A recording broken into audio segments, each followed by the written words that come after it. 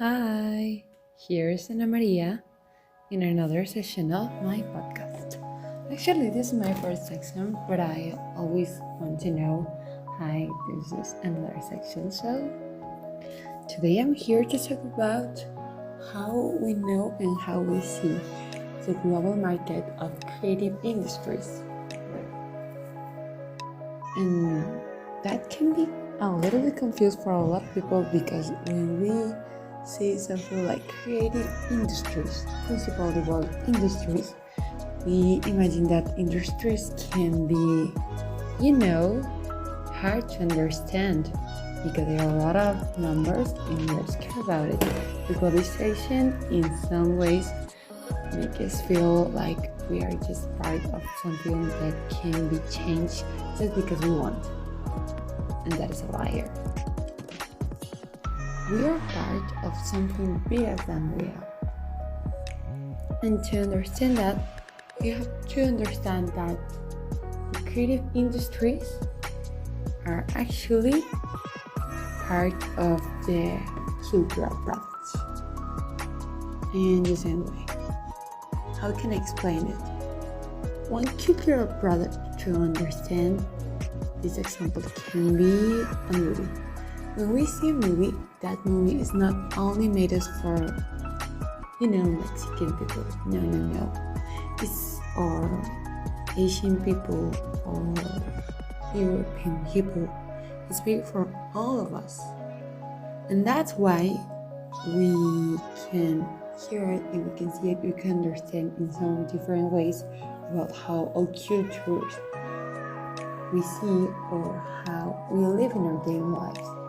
There are some difference here in Mexico to United States, to France, to Japan, because we have different concepts that make us different cultures. But it's part of this diversity that make us able to have creative industries, because these creative industries take this information to make a product that can make us feel part of how we are, how we live, and be how can I say it? Sensitive to some terms. Another example can be the book Memories in a Geisha or Geisha's Memories. This book actually talks about a girl who grew in the Second War in Asia, in Japan. Yep.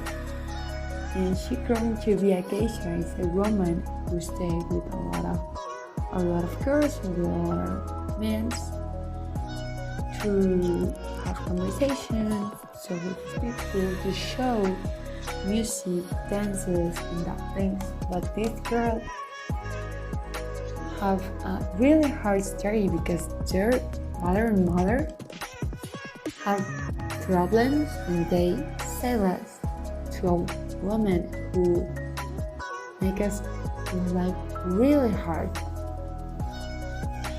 And first time we can say, yeah, so hard, so sad, but how can I be related to this term, to geisha? I really actually didn't know her, or I'm not living in Japan, but in all the countries, some kids are. And the way I can say, like what Ipana said about this term that a lot of kids around the world exploited about its parents, is not to be sad about it. Yeah, it's a sad term, it's a sad story, it's something that's really hard to understand, and that's why we feel related to that. That's how cultural products works, that's how creative industries works. And I think in some ways that can be part of the hardest things to understand. We are not alone around the world. We are part of something bigger, and we are part of societies that have control groups.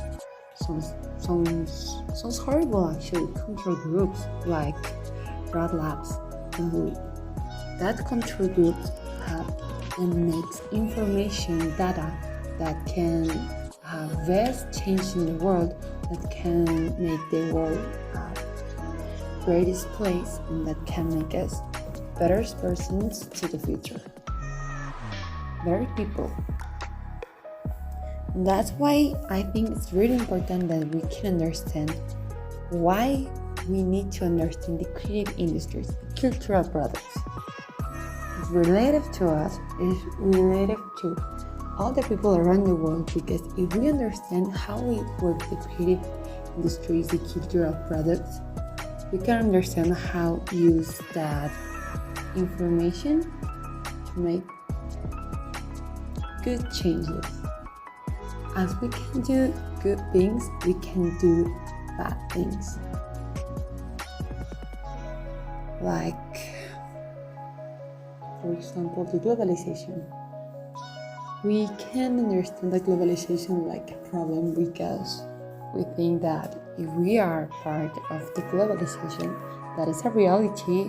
We can't choose if we are part. We are part, because that is how a lot of information moves, that how the industries, all the industries around the world works. That's base for this theory about the creative industries. They work thanks to globalization. But the globalization is not a problem really. It's a matter how we can co-work around the world, and we can understand that doesn't make us the same person. We are not the same from other countries. We are not the same for our neighborhood, and we are not the same for anyone. But we are part of groups that makes similar things, that makes cultural interest, that makes part of the cultural products and the creative industries. Sorry about it. I'm a little bit nervous because this is my first podcast on Spotify, so in general that's the point what I want to talk about in this podcast. We can live thinking that we are alone in the world. We are part of an industry that can make us better people, that can make us more creative people and more interesting people to understand how we work, how we live, and what can we do in our daily life to have better results in our life, to have a very better quality of our decisions in of our families and around how we live. If we can have the best kind of things and the best kind of information to understand how the world works, we have to understand that the creative industries are part of all of us. So thank you. See you the next time.